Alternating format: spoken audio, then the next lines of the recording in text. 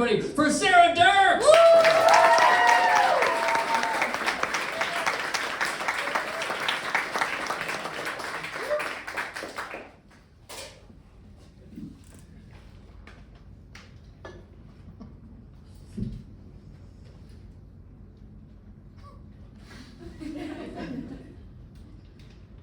I had 12 gerbils when I was a kid. It was supposed to be 2, but we didn't know the difference between boys and girls, so we ended up with 12. And I don't know if you guys know anything about gerbils, but if you don't separate the babies from the dad, he'll eat them alive.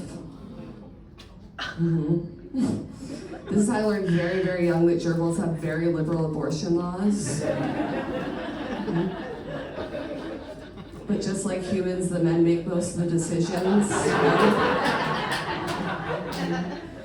If you're not laughing at that, you've never seen a man eat a baby.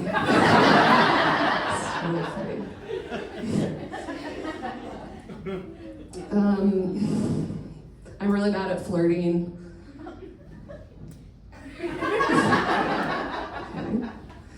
I'm really bad at flirting. There's one place I feel comfortable flirting. It's when I'm biking by another biker, right?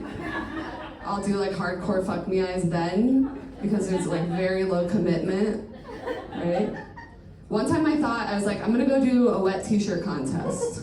Because if I win that, that's kind of flirty, right? So I prepared like a week ahead of time. I went and I bought the biggest terry cloth shirt I could find.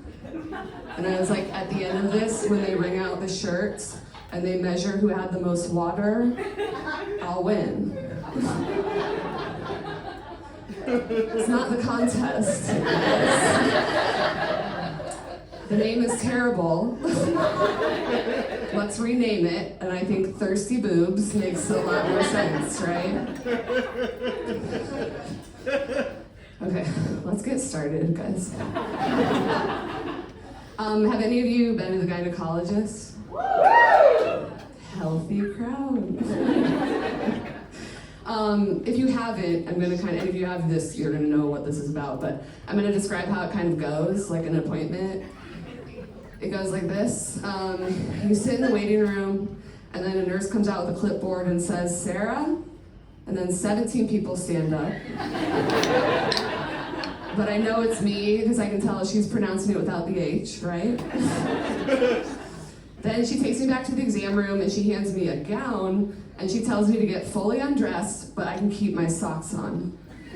And I'm like, yeah, I'm not showing you my feet for free. After that, you have somewhere between like 30 seconds and 4 hours to get your gown on, right? You're getting ready for the ball, you know? And then the doctor comes in, and the first thing she does is she says, so how many alcoholic beverages do you have in a week? Because her and the nurses are taking bets, right? That's okay. Then the exam begins, so then she takes off the gown without even complimenting you. And then the first thing she does is she starts like very lazily rubbing your boobs.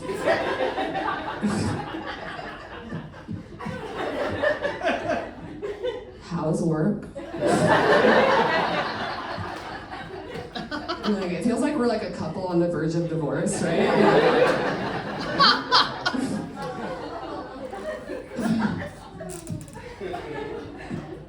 Well, I feel nothing. And I'm like, I don't either, so let's end this relationship, right? Why are we doing this? And then the next part is, she says, you know, scoot down on the table. She's like, now I'm gonna begin the pelvic exam. And I'm like, well, that's a test I wish you would have taken before becoming a gynecologist. But I guess if you want to do it right now, that's fine. I'll wait. And then at the very, very end, we sit up and she's like, everything looks good. No news is good news. And I'm like, yeah, I've seen the news. I don't know why you're telling me this, like at the very end of my appointment, but thank you.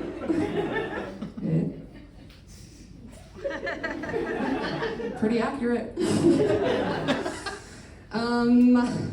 Is anyone else here using their birth control pill packet as like a tiny advent calendar? But it's a countdown to nothing, right? Kinda. Sometimes I'll skip a week so I can just do a whole bunch of treats at once. It's kind of fun.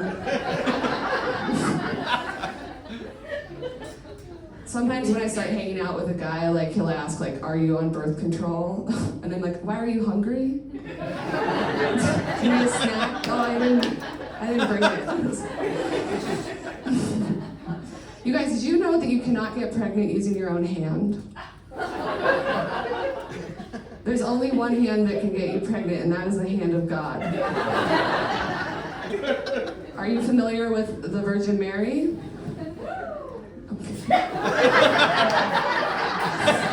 Joseph? I think once we found out that Mary was a virgin and then she got pregnant but doesn't remember having sex, I personally think that that should have been the start of an investigation and not a religion. Yes, okay. Well, I'm an overthinker. I know this. Because when my ex broke up with me, he said, "You overthink too much." And I was like, I think that too much is implied in the word overthink. But also, you've never thought, how come only people that can afford full baths can afford half baths? Shouldn't you get the half bath and then save up for the full thing? One time I spent the whole day thinking about the person who invented water softener. And I was like, what happened to Thomas Clark that day in 1874 that he was like, you know what could be softer? Water.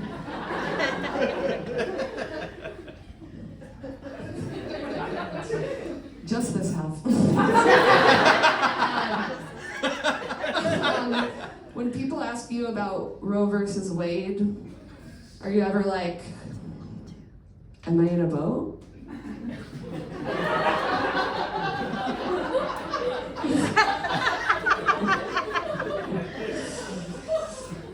Speaking of babies who didn't make it, I want to be as proud of my tampon sizes as men are of their condom sizes. But it's really hard because the names aren't cool. Like tampons are named like light, regular, super, super plus, I believe. Why can't we get a Magnum tampon? And why can't it be ribbed for our pleasure? It makes a lot of sense. Thank you. I work in advertising, so I know a lot of the things that brands say to try to get you to keep buying their products. One of the other things that tampon brands do often is like, we're gonna make quieter wrappers. If we're gonna do quieter wrappers, what about like movie theater candy wrappers? Right? I've never eaten a tampon during a movie. I've eaten candy in a stall, but that's a whole different situation. Another thing they do is like, we're gonna do discreet wrapping as far as like the design. If we're doing discreet, why do all my tampons look like they're about to go clubbing? Or like they just left an Easter egg hunt? As a designer, I have a few ideas. One idea I thought would be pretty good is like, what about just denim washes? That'd be nice, right? Okay, great. The other idea that I had that I really like is, what if we just did one of the wrappers just look like a finger? So then you don't even have to hide it, you can carry it around wherever you want. And then, then it looks like you have 6 fingers, but that's less embarrassing than being a woman, right?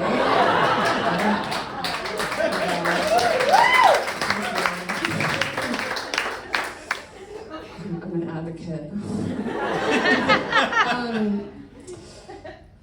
Gerbils have really loud sex. I know this because I heard it a lot while resting up for the 5th grade. So what I would do is I would wake up in the middle of the night, I would pick up their cage and I would carry it like out of my bedroom, down the hall to the bathroom and shut the door. So I like to think that I invented the Mile High Club, right, for gerbils. Are any of you guys in the Mile High Club?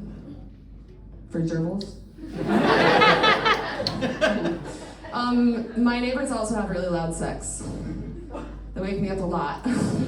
One time I was playing Tales of Time from Beauty and the Beast on my keyboard and they started having loud sex. And I felt a little bit like, I'm like, this is kind of a conundrum. If I stop playing, they're gonna think I'm listening. And if I keep playing, it's for free. I'm gonna end on this. This is what the loud sex thing kind of gave me what I think is a fun idea of a reality TV game show. So I'll just pitch it to you guys. It's gonna be like this. So we would put a contestant in a room, and then in an adjoining room we would have couples come in and have really loud sex. So we do 3 or 4 couples would come in and have loud sex, and then they never see each other. They leave. We bring the contestant out on stage and have them sit in front of the audience, and then we'd be like, okay, which one do you think was your parents? I pitched that to Netflix. I haven't heard back, but no news is good news, right? So.